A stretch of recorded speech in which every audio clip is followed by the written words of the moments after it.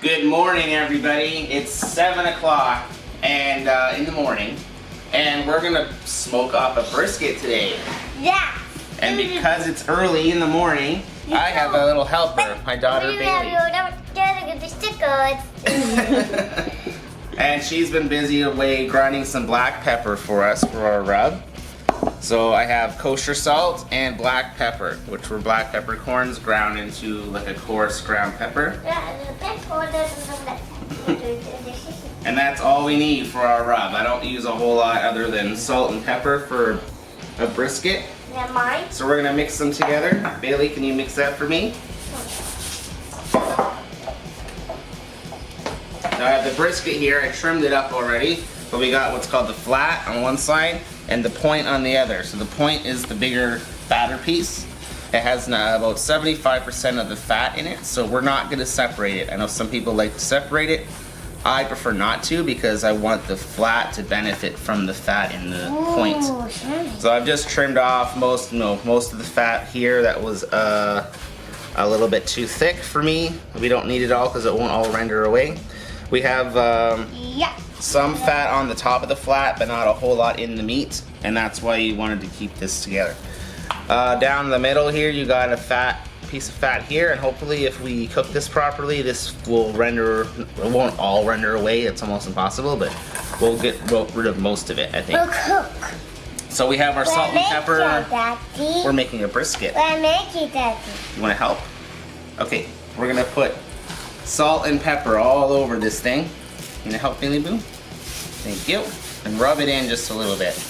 We're gonna be generous with this because we're not adding anything else, so we want salt and pepper all over. On the meat, Bailey.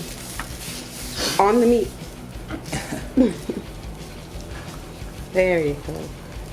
Wow. Good job. Yummy. Bailey loves to cook in the kitchen, which is so awesome. So she's constantly, usually when I make these videos, she's at school. But today, because we have to start this early, she's gonna help me. Okay, that's enough for that side. Now let's flip it over and do the other side, okay? Can we do the other side? Now this thing is about 10 pounds when I started with it, so it's a small brisket. Usually they're 12 to 14 pounds. And I probably trimmed off about a pound, so there's about 9 pounds of meat here. Okay, that's enough right there. That's enough right there, okay? All done. That's enough right there. Yummy. Takes about an hour to an hour and a half per pound. So 9 pounds, minimum 9 hours. So that's why we're starting it so early, because I want to eat this for dinner. I don't want to eat it tomorrow. Nope. So now that it's all rubbed, oh, by the way, the salt and pepper ratio, 2 parts kosher salt, 1 part peppercorns that we ground roughly in the mortar and pestle. Okay, so now we're gonna head out to the smoker and get it on. Okay, so I'm gonna put this down right here. Okay, welcome to my barbecue land. Everything to do with grilling back here. So we got what we call the beast. This is our smoker. Or Frankenstein, we once called it, because I built it out of all these random pieces. So we got it's called the smoke box, which is where the food's gonna go. We got the firebox, which is where the heat's gonna come from. So we built a fire in an old wood stove. I'm gonna put some more pieces of wood on there. So I started the fire part with a chimney, which looks like this, filled with lumped charcoal to get started. And then I'm gonna add these wood chunks, which is oak. I got some oak for this. Oak is what they use in Texas, so I'm gonna try and do that because we're doing a Texas style brisket. I want the temperature of the inside of the firebox to be about 250 to 275, so I want to kind of maintain it there. So the setup is the heat travels up here and it goes underneath the rack where the food is, and then the exhaust or the chimney goes above the rack so that the airflow goes kind of over the food like that. Pretty cool setup, I think. I was gonna paint it, but I think I like it the way it is. And over here too, I have a chimenea. I'm gonna turn that into a pizza oven somehow. We got a gas grill for easy, quicker grilling, and then I have a fire pit, which I have a rack for charcoal grilling. So if I were on a charcoal grill, I would do it here. And then we have our sitting area, because it's like our camping barbecue land we have here. So we want to make this go up to about 250 before we put the brisket on. I just opened the door. It is cold out this morning, so it might take a little longer. While I'm smoking the meat inside, I want to keep the doors wide open. And that's because I want airflow. If you close the doors, you're going to inhibit oxygen from getting to the fire. And that will just make it too smoky. It would make it, you need oxygen to keep the fire going. And if you keep oxygen from getting to the fire, it will just make bad smoke. So there's good smoke and bad smoke. Good smoke is if it looks bluish, which it kind of does right here, or if it's clear. If bad smoke is like black, billowing, way too much smoke coming in and out of here. Oh, hi, thank you. She had a stone she had to give me. So we're gonna wait for that to go up to 250, 275, and we can throw the meat on. All right, so we're at 250 right now. We are going to put our brisket on. So, remember we got the flat and the point of the brisket. We are going to put the point towards where the heat is coming from.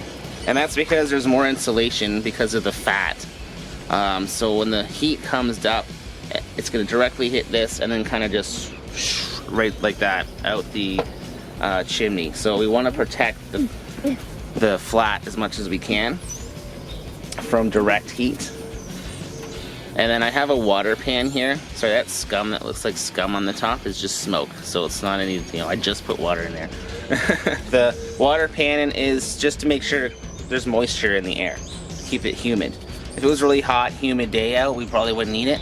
But it's not going to be like that today because it's the spring. So we're going to close the lid here. And now we're going to leave this alone. As long as this is just, says 100 right now because I just had it open. But as long as this maintains 250, 275, there'd be no reason to open this unless you're going to spray it.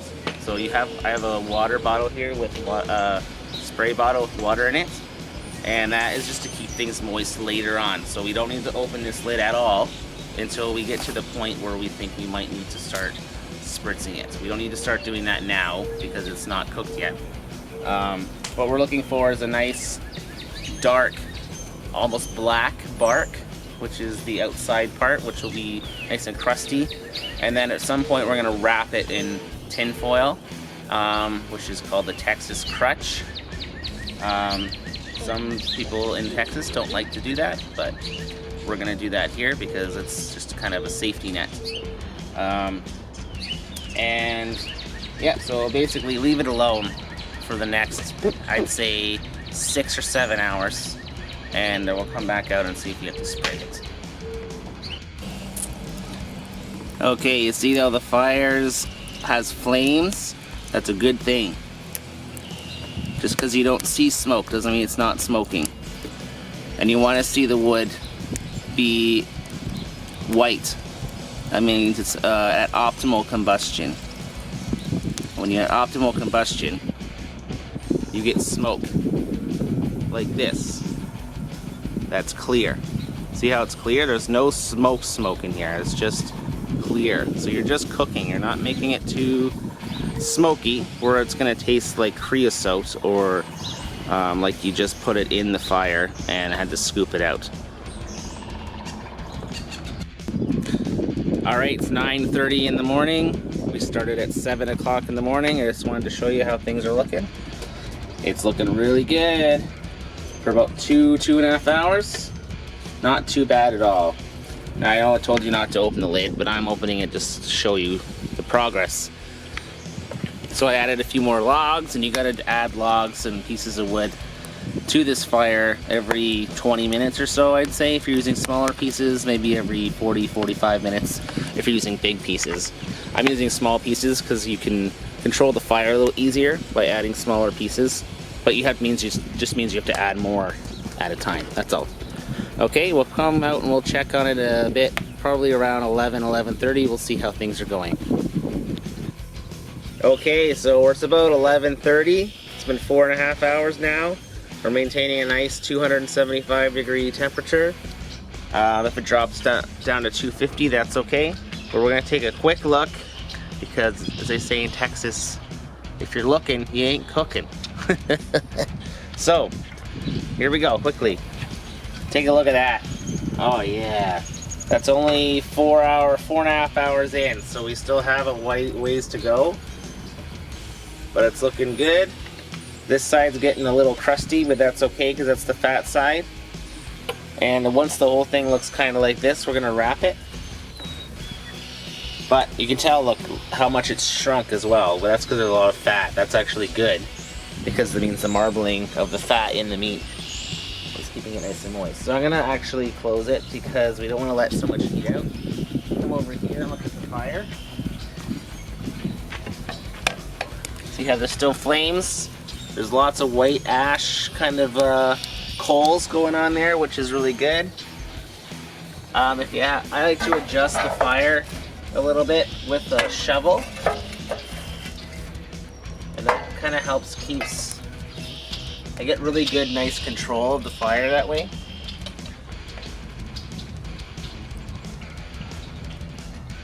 Yep, looking good.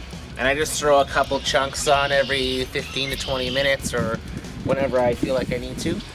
And so yeah, it's been 4.5 hours. It probably needs another 4.5 to 5 hours total after we wrap it and everything. And we'll come check on it later on too. Alright, it's about 1 o'clock, 1 p.m. It's been on for 6 hours. Let's see how it's doing. Holy mackerel. Oh yeah. So you can see kind of how the fat is kind of on this side. See how it's kind of just bubbling a little bit? That's good. That means it's rendering away. The flat is rendering away quite nicely. Looks like the point is as well.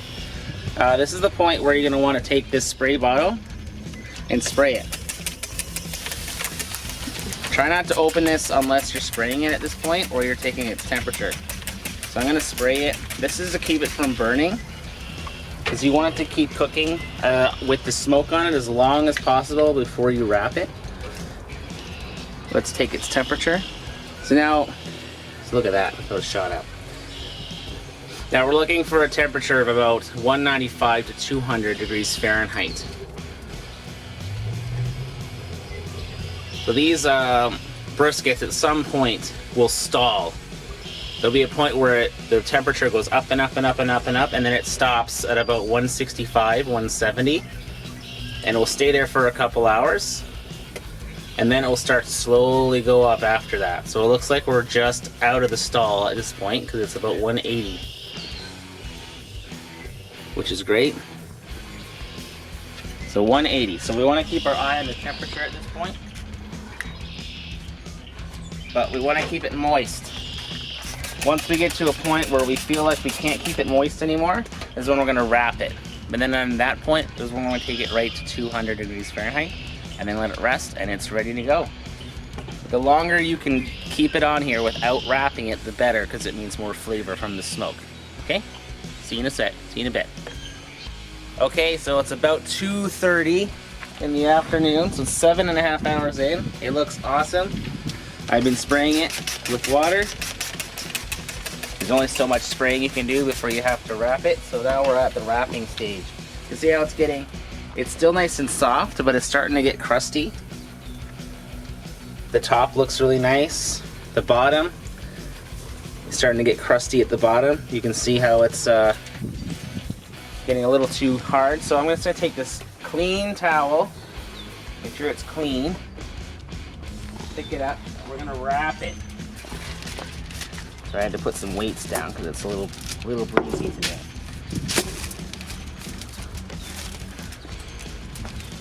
So I got parchment paper as well as tin foil. So the parchment paper will protect the tin foil from dissolving, which sounds a little weird, but tin foil will dissolve if it's in direct contact with moisture for a long period of time. So I always put parchment paper in between to help that keep that from happening. So I'm just gonna wrap it exactly like it sounds, and we're gonna wrap it up, trying to keep the edges tucked in as much as possible as we go. Okay.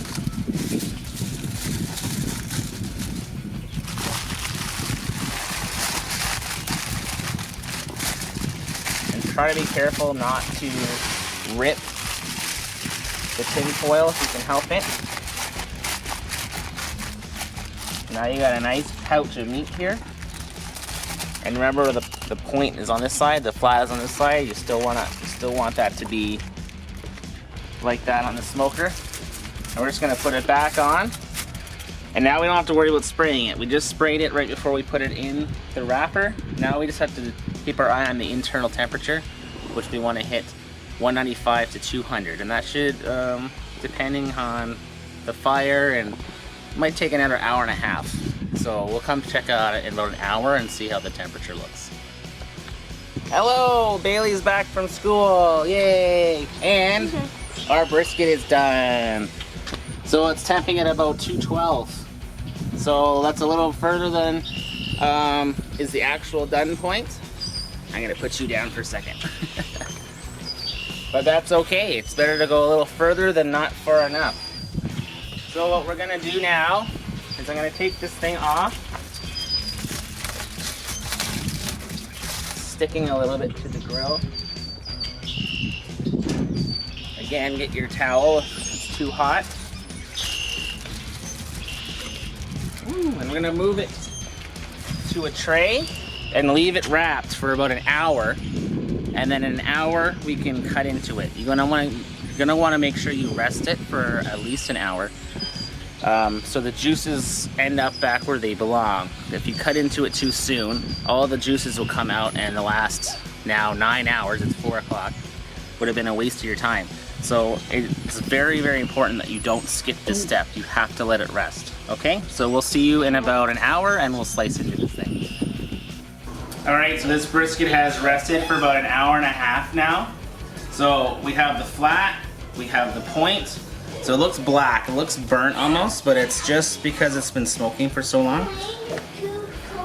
So I'm gonna cut it right about here. You can see kind of where it kind of starts to, it jiggles kind of right here. That's about where the flat and the point separate. So I'm gonna cut it right in half and see how it looks. Moment of truth. Oh yeah, look at the juice. Look at the smoke ring on the outside. That's perfect. That looks nice to me. So we got the flat here. We got the point there. See how the flat is rendered out in the center? That's exactly what we wanted. So the flat and the point are two different kind of muscles. They go in different directions. So the flat, as you can see, how the grain, you want to cut against the grain. So when you're carving the flat, you want to cut it this way. So it's against the grain, okay? When you're cutting the point, it kind of has two different muscles. It's a little hard to cut it properly, but you're gonna cut it this way. Because as you can see, the grain goes kind of this way once you get to underneath here. So that's what we're gonna do on this side. And then you can cut these ends off. And this is what you would use to make burnt ends on the ends here that are a little bit too, yeah, I wouldn't say crusty, but they're extra fatty, extra juicy. I'm gonna try making some burnt ends out of those later on. You can use a serrated knife like I'm using, but it kind of destroys the top a little bit, but that's okay. This is my favorite part. I like the point because it has all the fat in it and it just falls apart. It's like braised meat, right? It's awesome. And try that with some barbecue sauce. You can put that on a sandwich. You can just eat that by itself. You can serve it with baked beans and slaw if you want to do like a southern thing, or cornbread, or you can do a platter with all kinds of different meats on it, and it's They do that for in Texas quite a bit with ribs, pulled pork, sausages, brisket, all kinds of things you could smoke, and usually turkey breast. So I hope you enjoyed that. It took all day, but it's totally worth it, I think. Look at the juices in there. Awesome. Great, hope you enjoyed, and we'll see you next time. Thank you.